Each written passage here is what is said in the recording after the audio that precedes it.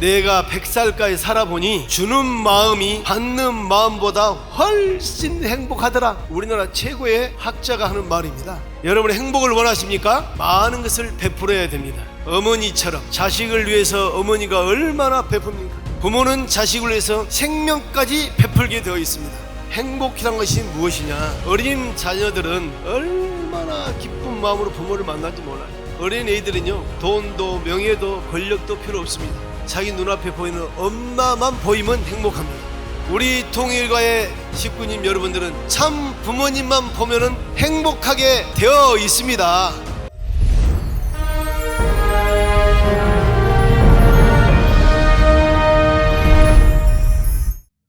안녕하십니까? 오하요 고자이마스. 어머님의 자서전 인류의 눈물을 닦아주시는 평화의 어머니, 여기에 대해 잠깐 어머니 말씀 한 구절을 봉독하도록 하겠습니다. 우리가 바라는 소원은 그 참된 가정에서 참 부모를 만나는 것입니다. 우리는 참 부모님의 사랑에 의해서 완성이 됩니다. 참된 인간으로서 세상을 살고 영원한 삶을 영위하기 위해서는 참 부모를 만나야 합니다. 죽음의 길을 가더라도 만나야 할 사람이 참 부모입니다.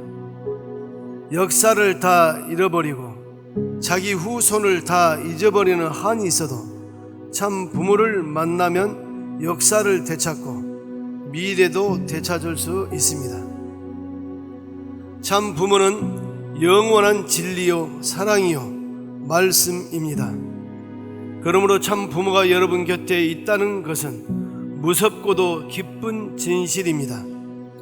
우리가 하나님에게 받을 수 있는 최고의 선물은 우리 모두가 말씀으로 거듭나 참 부모의 자녀가 되고 또한 참 부모가 되는 것입니다. 할렐루야. 오늘은 한국의 단오절입니다. 한국 분들 많이 계시죠? 단오절. 단오라고 하는 것은 그날 목욕하고 머리 감고 그렇게 되면은 나쁜 질병이 다 사라지고 그리고 건강하다라고 해서 오늘은 그 나쁜 악마, 악기를 쫓는 귀한 날입니다. 그날을 우리는 단오절이라고 합니다. 음력으로 오늘 5월 5일. 오늘 이 시간을 통해서 나쁜 악기를 많이 쫓아내시기를 바랍니다.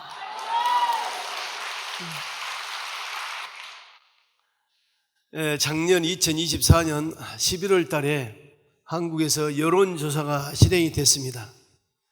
그 여론조사가 뭐냐 하면은 오래 살고 싶은 사람 이렇게 여론조사를 했답니다. 그러니까 거의 다 오래 살고 싶다. 오래 살고 싶다. 그러면은 90살 이상 100살까지 살고 싶은 사람 그렇게 여론조사를 해보니까 급격하게 떨어져서 18%만 오래 살고 싶다. 82%는 오래 살고 싶지 않다라고 답이 나왔답니다. 그 말은 무슨 말이냐? 18%는 건강하고 재미있게 행복하게 잘 살고 싶다. 근데 82%는 주위의 사람들을 보니까 100살들을 보니까 병 걸려가지고 너무 힘들게 사는 그런 사람들이 너무 많다는 것입니다.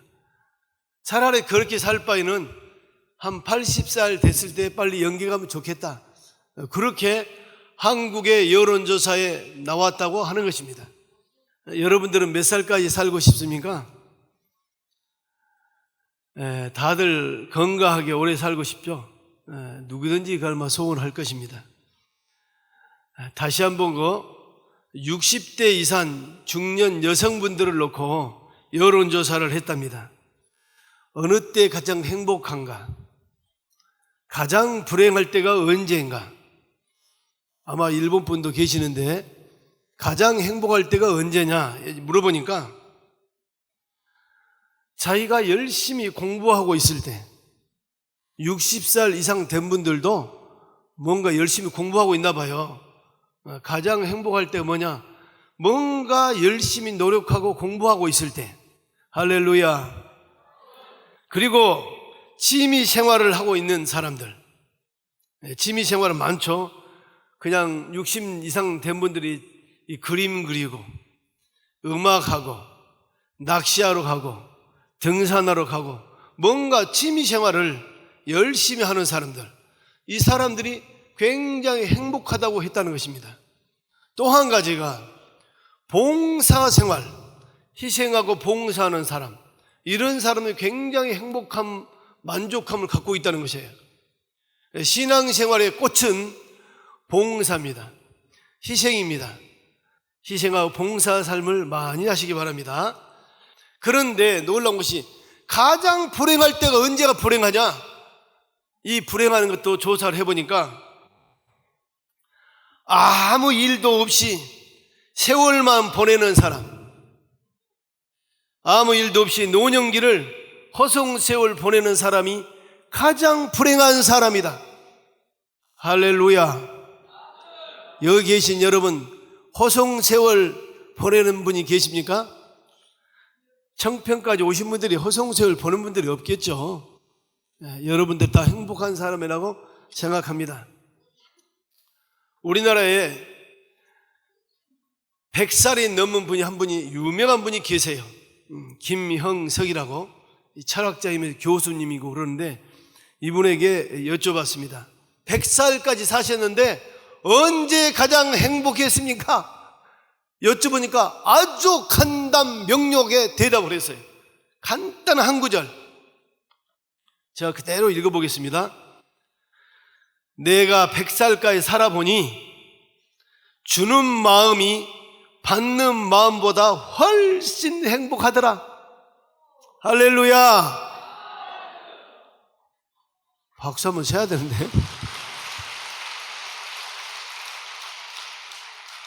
여러분, 이게 100살까지 살고 우리나라 최고의 학자가 하는 말입니다.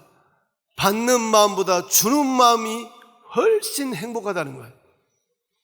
여러분, 행복을 원하십니까? 행복을 원하십니까? 행복하시려면 많은 것을 베풀어야 됩니다. 어머니처럼, 자식을 위해서 어머니가 얼마나 베풉니까? 아버지처럼, 어머니처럼 많이 베풀지 못하지만 아버지도 자식을 위해서 많이 베풀죠. 부모는 자식을 위해서 생명까지 베풀게 되어 있습니다. 살아보니 부모의 마음이 최고의 마음이라는 것입니다.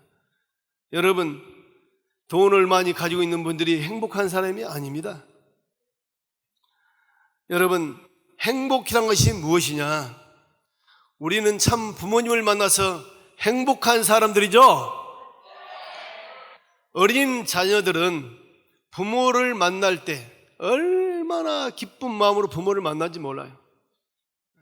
어린 애들은요, 돈도 명예도 권력도 필요 없습니다. 자기 눈앞에 보이는 엄마만 보이면 행복합니다. 할렐루야. 우리 통일가의 식구님 여러분들은 참 부모님만 보면은 행복하게 되어 있습니다. 우리 통일가의 식구들은 하늘 부모님을 만나면 행복하게 되어 있습니다. 악마를 만나면 행복합니까? 그럴 수가 없어요. 가장 행복할 때가 언제냐? 참 부모님을 만날 때. 아버님을 만날 때 봐도 어머님을 만날 때. 자녀가 그래요, 자녀가. 자녀는 어머니를 만날 때 더 행복한 것 같아요. 우리가 요즘에 가장 그 행복의 척도를 세상 사람들은 돈으로 말하고 있습니다. 돈이 많은 사람은 행복한 사람이다. 돈이 적은 사람은 불행한 사람이다. 어느 일부분은 맞습니다. 돈이 많아야 행복할 수 있어요. 그런데 여러분, 갑자기 복권에 1등이 당첨이 돼서 돈 벼락을 맞았어. 내가 이 갑자기 돈을 많이 벌었다는 거예요. 행복할까요? 불행할까요? 복권에 일정 당첨이 되면 행복하죠. 그때까지는 행복해. 자, 저를 예를 들어보겠습니다. 제가 복권 1등이 당첨이 되었어. 갑자기 10억을 돈이 생겼어. 그러면 먼저 내 동생이 찾아옵니다. 형, 1억만 줘야. 형이 10억 벌었잖아. 동생만 옵니까? 친구도 찾아옵니다. 나에게 1억만 주라. 10억이잖아, 10억. 친척이 찾아옵니다. 돈을 주게 되면은 좋지만 안 주면은 이제 친척과 원수가 됩니다. 형제에게 돈을 주면은 좋겠지만 돈을 주지 않으면 원수가 됩니다. 여러분, 돈이라는 것은요, 행복을 불러올 수도 있지만요, 이렇게 불행을 불러올 수가 있습니다. 그래서 제가 찾아보니까 복권이 당첨돼가지고 행복했느냐 불행했느냐, 이걸 파악을 해보니까요, 거의 다 불행했다고 답이 나와 있어요. 우리가 흔히 공짜 그러잖아요. 세상에 공짜는 하나도 없습니다. 세상에 무서운 말이 공짜입니다. 공짜처럼 무서운 말이 없어요. 반드시 공짜 다음에는 그보다 10배, 100배가 찾아오게 되어 있습니다. 뭐가? 불행이. 내가 10시간 일하면 10시간만큼 돈을 벌게 되어 있고, 1시간 아르바이트 했으면 1시간을 돈을 받아야지, 1시간 아르바이트 해놓고 10시간 아르바이트비를 받으면 되겠습니까? 그게 욕심인 겁니다. 욕심. 여러분, 최근에 프란치스코 교황이 돌아가셨습니다. 그분이요, 저는 참 놀라운 사실을 발견했어요. 이분이 4월 20일 날 돌아가셨는데 나이는 88세. 놀라운 것이 월급을 단 한 푼도 받지 않았다는 거예요. 1원도 돈을, 월급을 받지 않았대요. 아니, 세상에 월급을 안 받고 그럼 어떻게 살았지? 그냥 봉사만 한 거예요. 봉사만. 여러분, 더 놀라운 일이 이 프란체스코 이 교황의 마지막에 유산, 여러분들 부모가 유산을 막 1억이고 10억이고 받은 분들 계십니까? 유산을 받는 사람이 좋을 것 같죠? 그 유산하고 복권하고 똑같습니다. 복권 당첨한 것하고 유산하고 똑같은 거예요. 그 유산을 갑자기 큰 돈을 받고 나면요, 그때부터는 악마가 대들기 시작합니다. 주위에 갑자기 악마들이 막 득실 그리기 시작해요. 이 돈 냄새를 맡고 나타나는 이 악기들이 나타나기 시작하는 것인 겁니다. 이 프란치스코 교황은요, 통장의 마지막에 통장의 유산을 보니까 $100밖에 없었대요. $100. 일본 돈으로 말하면 한 만행. 돈이 만행밖에 없어. 한국 돈으로 말하면 한 10만 원? 일단 $100이 10만 원 좀 넘겠네요. 10만 원. 그게 프란치스코의 교황의 전 재산이었답니다. 그러는데 제가 이 말을 하고 싶은 것이 아니라, 이 프란치스코의 이 사람의 삶은 정말로 어렵고 힘든 세상 사람을 찾아다니면서 봉사를 하고, 그런데도 이분은 돈과 권력이 없는데도 불구하고 가장 멋진 삶을 살았다는 거예요. 그분이 돌아가셨을 때 미국의 대통령까지 그 자리를 가잖아요. 세계의 대통령들이 수두룩하게 장례식에 갔습니다. 왜? 그렇게 멋지게 삶을 살았기 때문에 그럽니다. 그런데 그 새롭게 교황이 돌아가시면은 교황을 뽑잖아요. 그 뽑는 사람이 추기경들이 뽑습니다. 그 추기경들 분들의 월급이 얼마인가 제가 조사 한번 해봤어요. 조사를 해보니까 한 달에 한국 돈 한 500만 원. 많은 사람은 1000만 원까지도 받았더라고요. 500만 원도 못 받은 사람도 있더라고요. 그런데 평균 한 500만 원 전후로 추기경들은 월급을 받습니다. 자, 교황은 1원도 월급을 안 받아. 교황이 훨씬 아름다운 삶을 살았다고 말하지 않을 수밖에 없는 거예요. 전 세계에 주기경이 240명 있습니다. 그 240명이 모여서 새로운 주기경을 뽑았습니다. 그 사람이 레오 14세입니다. 이분은 생년월일이 1955년생 9월 14일 태어났더라고요. 그러니까 지금 2025년이니까 딱 70입니다. 나이 70.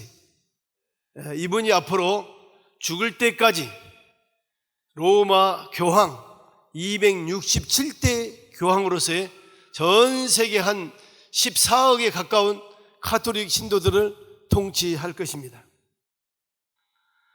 저는 여러분에게 하고 싶은 이야기 뭐냐? 행복이 무엇이냐? 돈을 많이 가신 분이 행복은 아니다. 프란체스코 교황도 돈은 없었지만 가장 행복하게 살았다. 레오 14세도 분명히 그렇게 살 것입니다.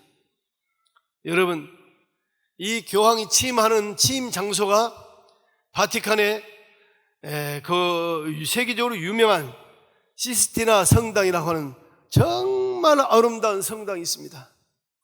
우리 천왕궁 같은 천왕궁 내부를 여러분 꼭 들어가 보셔야 되겠지만은 천왕궁처럼, 아니 어떤 의미로는 거기에 천왕궁 안에 들어있는 못지않게 정말로 정성을 들여서 그림 하나하나가 감동적으로 그려져 있는 그림들이 많이 있습니다. 저도 갔다 왔습니다. 들어가는 입구에 왼쪽으로는 모세의 일대기가 너무너무 잘 그려져 있고, 오른쪽으로는 예수님의 일대기가 잘 그림이 그려져 있습니다.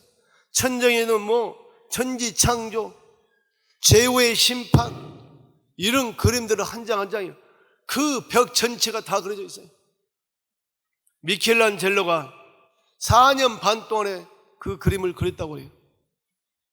그런데 4년 반 동안에 잠을 자는 시간을 어떨 때는 2시간, 어떨 때는 잠을 자지 않고 4년 반 동안에 그림을 혼자 그렸는데, 밥 먹을 때도 이 성전에서 나가질 않았대요. 사람을 들어오지도 못하게 하고 그 혼자 정성을 들였는데, 얼마나 그림을 집중해서 그렸는지 시력을 나중에 잊어버렸어. 사람을 알아보지를 못해. 그 정도의 시력을 다 잃었답니다. 그래서 그 4년 반 동안에 그림을 끝나고 난 다음에는요 23년 동안에 그림 자체를 그리지를 못했대. 눈을 회복할 수가 없었대. 여러분, 너무너무 집중해서 그림을 그리니까 친구가 찾아와서 보이지 않는 구석구석까지 그리지 않아도 되지 않는가? 너무 그렇게 정성 들이지 말게. 구석 같은 데는 그리지 않아도 모르네. 그러니까 이 미켈란젤로 하는 말이, 다른 사람은 몰라도 바로 내가 그걸 다 알고 있네. 남들은 몰라도 내가 구석구석까지 그림이 그리지 않는 그 정성, 그걸 내가 알기 때문에 정성을 구석구석까지 다 들여야 된다는 거예요. 여러분, 그림 하나하나 우리는 그걸 대충 지나갑니다. 여러분, 천지창조 그런 그림들을 볼 때 여러분들의 가치가 얼마나 있을까라고 돈으로 계산할 수 있겠어요? 아이고, 그림 한 장 그렸구만. 그림을 모르는 사람은 그냥 지나갑니다. 근데 그림을 그리고 있는 그 미켈란젤로는 자기 일생을 다 투입을 해서 그린 것입니다. 돈으로 가치를 따질 수가 없는 미켈란젤로는 거기에서 행복을 느끼는 것입니다. 붓한 끝에서 행복을 느끼는 것입니다. 저는요 프랑스 누블 박물관에 가본 적이 있습니다. 누블 박물관에 가면요 이 그림부터 해가지고 여러 가지 동상 아니면은 벽화, 어마어마한 뭐라 할까 보물들이요 35,000점이 있어요. 35,000점이. 근데 35,000점을 한 그림이든지 한 작품을 5초씩만 봐도 얼마나 시간이 걸리냐? 제가 계산을 해봤어요. 50시간이 걸립니다. 시간으로 따지면 한 6일에서 7일 동안 봐야 할 그 위대한 보물들이요, 루브르 박물관에 있습니다. 저도 루브르 박물관에 가보니까 이게 6일, 7일 동안에 볼 수 없잖아요. 관광 가는 사람이 잠시 1시간, 2시간 만에 봐야 되니까 어떻게 봐야 되겠어요? 정말로 뛰어다니면서 봐야 돼요. 시간을 3시간을 딱 줍니다. 여기 안에 들어가서 한 3시간 동안 마음껏 구경하고 몇 시에 일이 나오세요? 이렇게 말해요. 천지를 뛰어다녀도요, 다 볼 수가 없습니다. 그런데 꼭 봐야 할 그림이 하나 있습니다. 그건 보고 나오세요. 그 그림이 뭐겠습니까? 모나리자. 그 모나리자가 제일 비싼 거랍니다. 정말로요. 그래 크지도 않아요. 저는요, 그 모나리자 제일 먼저 찾아갔어요. 한참 뛰어가서 사람들이 얼마나 많이 있는데 그 사람들을 막 제치고 들어가야 돼요. 줄 서 있으면 보지도 못합니다. 실례합니다, 실례합니다, 실례합니다. 계속 앞으로 전진을 해서 그 그림 한 장을 보고 난 다음에, 이야, 나는 놀라운 것이요, 왜 이 그림이 이렇게 위대한 그림이지? 너무 잘 그려가지고 놀라운 것이 아니라 이 그림이 왜 이렇게 위대한 그림인지 그걸 모르겠는 거예요. 그 그림의 가치가 얼마인 줄 아십니까? 그 그림의 가치는 지금 현재의 경매 가격으로 40조가 넘습니다. 40조. 그 모나리자에 대한 내용을 제가 가치를 모를 때는 그냥 조그만한 그림에 불과하다 그 말이에요. 그런데 가치를 아는 사람은요, 이 루브르 박물관 안에서도 그 그림이 가장 중심에 있습니다. 다른 건 다 돌아가도 이것은 지켜야 된다. 프랑스 나라가 멸망을 해도 이 그림은 지켜야 된다. 프랑스에서 그런데요, 국가가 멸망해도 이 그림은 우리가 지키면 새로운 나라를 만들 수가 있다. 여러분, 20세기에 최고의 영향 있는 사람이 누군가? 미국의 주간지 타임즈가 발표를 했는데요, 일론 머스크, 미국의 수많은 재벌들, 그런 사람들이 세계에 영향이 있을까? 정치가 트럼프가 아니면 오바마가? 그런 사람이 아니었어요. 20세기 가장 위대한 힘을 발휘한 사람이 누구였느냐? 그게 아인슈타인이었습니다. 아인슈타인이 100년 안에 가장 위대한 사람, 20세기에 끝날 때 가장 위대한 사람은 아인슈타인은 결정을 내렸다는 거예요. 자, 그러면은 우리는 행복을 찾는 데 있어서 돈으로, 명예로, 재벌가로, 뭐 정치가로 이렇게 다들 도전하고 있는데, 이 아인슈타인은요, 재벌가도 아니고 정치가도 아니고 그냥 과학자입니다. 과학자. 혼자 책보 공부하면서 계속 과학 연구만 하고 있어요. 그런데 인류 역사 100년, 20세기 최고의 위대한 인물이 누구냐라고 했을 때 아인슈타인을 결정을 했다는 거예요. 무슨 말이냐? 여러분들이 지금 추구하고 있는, 일상적으로 추구하는, 우리 여기 기도회, 천심원 이런 것이 아니라 세상 사람이 일상적으로 추구하고 있는 정치나 경제나 재벌이나 이런 건 세상에 영향이 없다는 거예요. 여러분, 앞으로 시간이 가면요, 21세기 최고의 위대한 인물이 누구냐?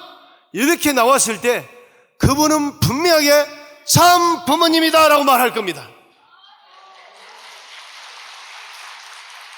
부모님은 여러분들의 정신적인 지도만 했지 돈에 대한 이야기, 권력에 대한 이야기, 정치에 대한 이야기를 하질 않아요.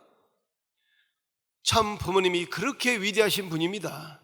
좀 전에 어머님의 말씀을 읽어드린 것처럼 우리의 삶의 모든 것은 참 부모님으로부터 출발하는 것입니다. 여러분, 알렉산더 대왕이라는 사람 있죠? 전 세계 가장 많은 토지를 지배한 사람이 징기스칸인데, 징기스칸 다음에 영토를 확장한 사람이 알렉산더 대왕입니다. 이 알렉산더 대왕은 사람을 죽이면서 결국 전쟁을 통해서 그렇게 했잖아요. 징기스칸도 마찬가지예요. 그런데 이 알렉산더 대왕의 가정교사라는 사람이 있어요. 바로 아리스토텔레스였습니다. 아리스토텔레스의 선생이 누구였냐?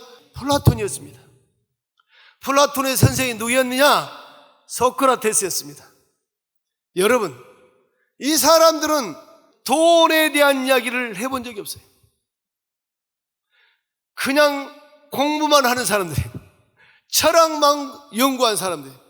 그런데 지금 현재요, 전 인류 역사에, 조금 전에 아인슈타인은 20세기라고 했는데, 인류 역사에 가장 큰 영향력이 있는 사람은 한 사람을 뽑아라 딱 그러잖아요. 그럼 여러분들은, 우리 신앙하는 사람은 예수님 그럴 거예요. 사카모니 아닙니다. 마호메트 아니에요. 공자 아닙니다. 인류 역사에 가장 위대한 영향을 줬던 사람은 압도적으로 아리스토텔레스입니다. 여러분 고등학교 대학 가면요, 아리스토텔레스, 플라톤, 소크라테스 이 공부를 얼마나 많이 합니까? 이름이라도 다 기억하잖아요.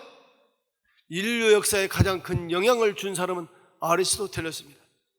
그런데 이 사람도 행복이라는 것을 그냥 연구하고 하늘을 붙들고 공부하고 이렇게 했다는 거예요. 돈이 아니었다는 겁니다. 다이아몬드가 아니었다는 거예요. 정치가 아니었다는 거예요. 그렇기 때문에 여러분이 천심은 정성을 들인 게 정말 대단한 겁니다. 이거 사실은 이게 우리가요, 소크라테스, 플라톤, 아리스토텔레스를 능가하는 그러한 위대한 정성의 조건이 된다. 할렐루야.